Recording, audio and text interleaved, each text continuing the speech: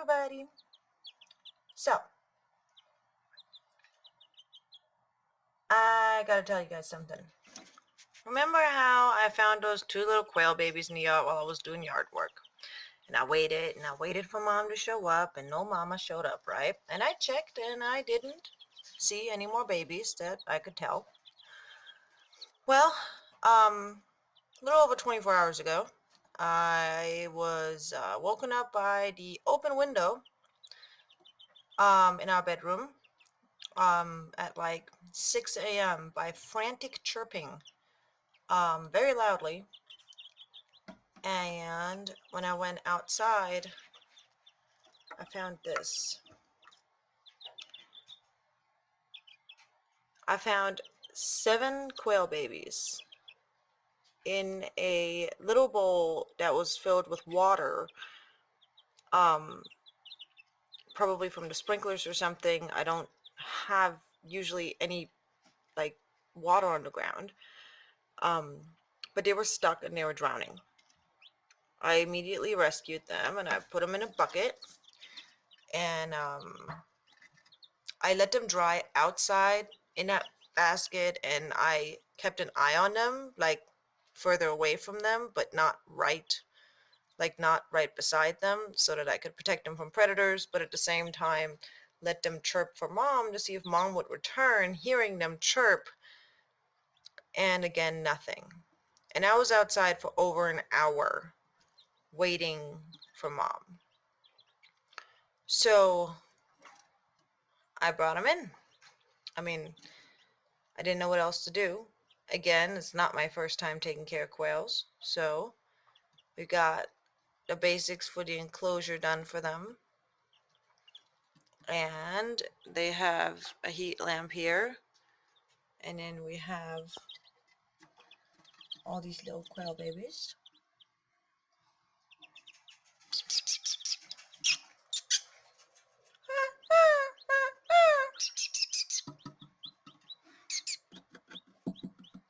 You can tell which ones are the tame ones. This right here is one of ours. That one is, let's see, that's Creed. That's Creed right there. Come on. Anyways, they're doing well.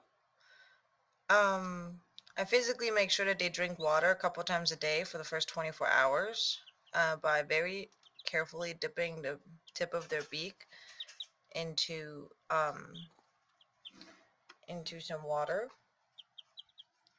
And it's only the very tip and the very bottom of the bottom tip and the very, very tip of the top one that actually goes anywhere into the water at all. And only for a second, because the water spreads actually underneath that little ridge that's connected between the beak, between the two beaks, like between the top and the bottom beak. Anyway, come on. Come on. This is their water. And the way you got to do it with quails is you actually don't want to have just a water bowl. Good job. You don't want to just have a water bowl. You want to have some sort of water bowl that's easy for them to get to. So I basically build up something with rocks so it's easy for them to get up there. And then I filled this with rocks. And then you fill the water so it's in between. They can still stick their beaks in there and they can drink the water, but they can't fall in, and it makes it less likely for them to drown or accidentally get stuck or something, because they kind of trample themselves when they get excited about something or they're trying to run away from something. Look. They don't run with each other, they run over each other. Anyways, they're all very adorable, and we will make sure to take good care of them until they can move on if they need to. Anyways, I wanted to give you guys an update on the quail babies. So, first there was 2. Now there's 9. And Pretty Bird's jealous.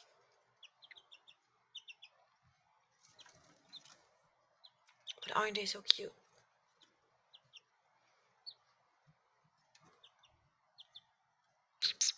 Creed, what are you doing? Did you have wet feet? And you got a bunch of seeds stuck on your foot? Hi, babies.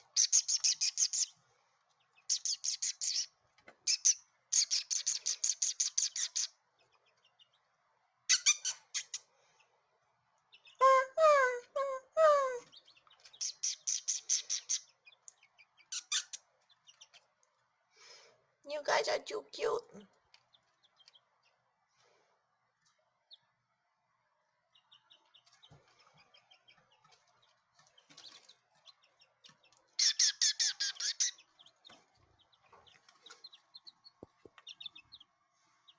What are you guys doing back here?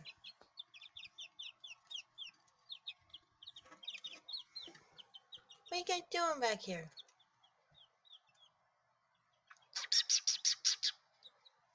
Anyways, that's the quail babies. It's their enclosure for now. It's water right here. We got food spread all over the ground.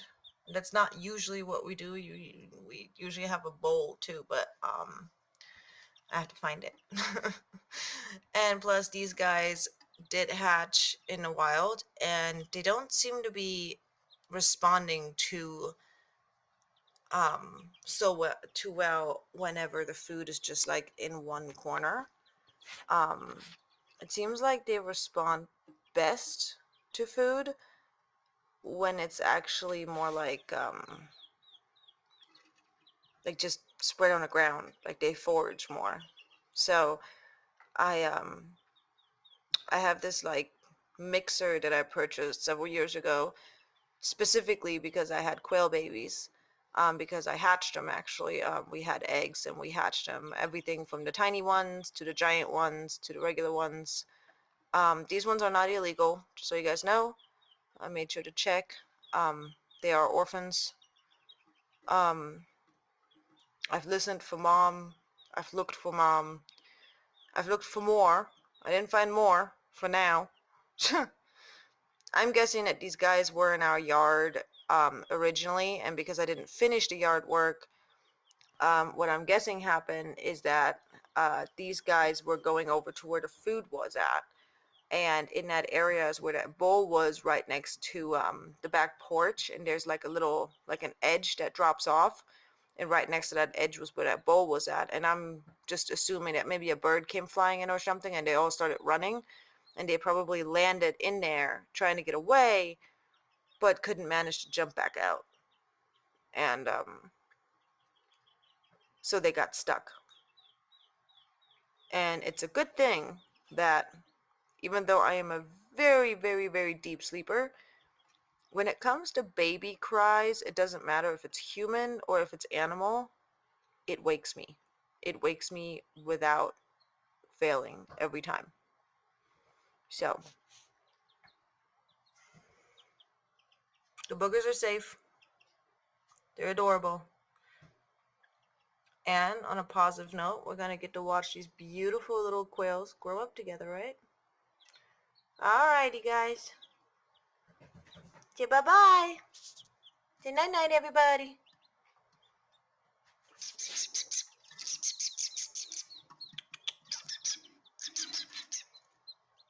Come here. Where you going? Which one are you? Are you one of mine? Are you one of my original ones? Yep, you are. There's Rocky. There you go. You guys got to see Rocky and Creed.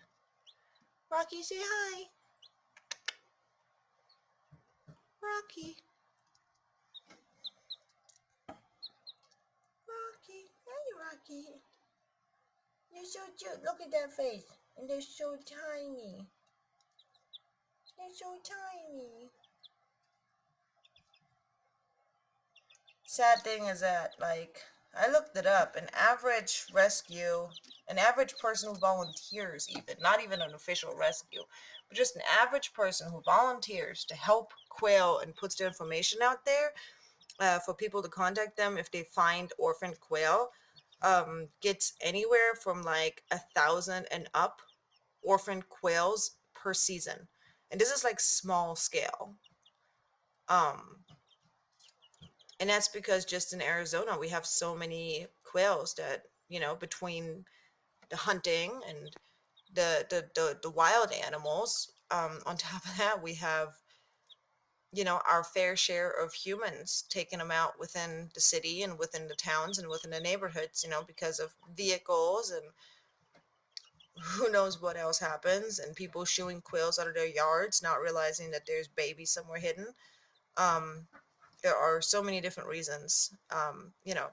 Cats, dogs, um, and quails perish for many, many, many different reasons. So there are lots of orphan quails around on a regular basis in Arizona. It is not an unusual thing, but it honestly had never happened to me before. I've been in Arizona since 2010, so 10 years now. And this is the first time that I've had orphan quails, especially to this extent. So, I mean, I've seen older orphan quails before that were like nearly adults that were doing well on their own. Um, and there was no way of catching them or helping them or anything. They were older and they were out in the fields and they were doing fine. And there was no parents around. But I've never had little babies like this. But it is common. Right, guys? You guys falling asleep? You going night-night? Isn't that the cutest thing? My husband calls them little penguins because they sit there and they stretch their head up and they close their eyes and they go to sleep and they look like little penguins when they do that.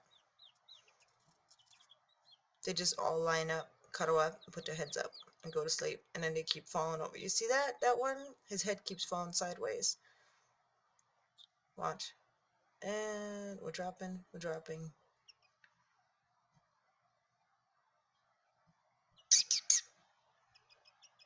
He picks his head back up. All the way on the right. Watch him. He's trying to hold his head steady. Watch. He's going to fall back asleep and lose balance. I see him being unstable.